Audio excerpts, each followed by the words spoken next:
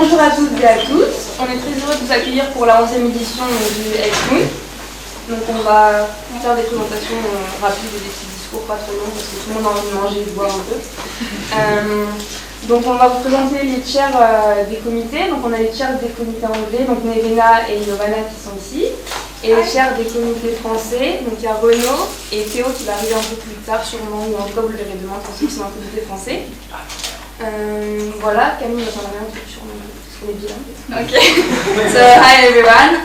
We are going to introduce you the chairs of the English committee, Nevena and Giovanna, and the chair of the French committee, Renaud and Théo, who will be there later.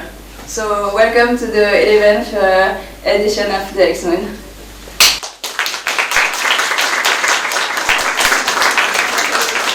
On a un moment qui va vous expliquer un petit peu comment fonctionnent les plaquettes qu'on vous a distribuées, à quoi servent vos badges essentiellement pour la pause du midi. Est-ce qu'il y a beaucoup de gens qui ne comprennent pas le français? Is there a lot of people who don't understand French? Okay, I will just... Okay, is there a lot of French people who don't understand English? No? Okay, I will make it in English. So in your bag you can find the planning of all the weekends.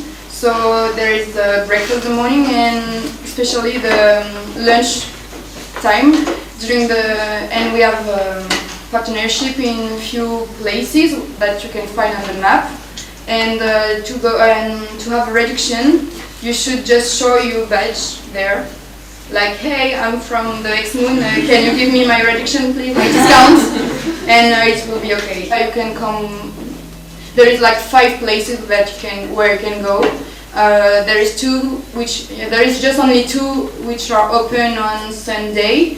It's Paul and Pita Pit, I think. So the other one are closed on Sunday, so just choose the one at the right moment. Thank you.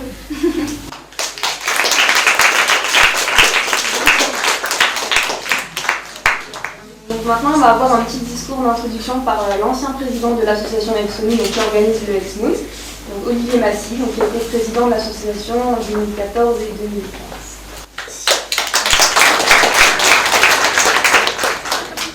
Bien. Welcome everyone. Bonjour à tous. Donc je vais avoir la lourde tâche de faire un discours en anglais, notamment pour nos 2 camarades ou quelques camarades qui ne peuvent pas comprendre totalement le français. Donc, cher bureau Exonu, fellow delegates, well, it's a pleasure for me to welcome you in this Expo United Nations 2017, and I will try to speak English very well, despite the fact that I spent 1 year in Jordan, which is not the best country to improve your skill in English. Well, also for me the Exmoon is a big event here in Sciences Po, even for the Aix-en-Provence student community. The spirit of this event is very important for the association, and even for me when I was president of this great team and the spirit, I was like very happy and pleased to welcome the Exmoon 2015 and to kind of develop this event, which is very important. Also, moreover, as a representative of the great administration of Sciences Po, it's an honor for the director and his team to welcome you in this great building and school. Also, I will say a few words like for the English committee and also in French for the French committee. Well, the Human Rights Council Committee improving and ensuring access to water and sanitation. Well, I have an experience about that because I was last year in Jordan, as you know, and Jordan is facing a huge hydric stress regarding water and sanitation. This country didn't have like sufficient amount of water, and I remember when I took place in Amman, the capital.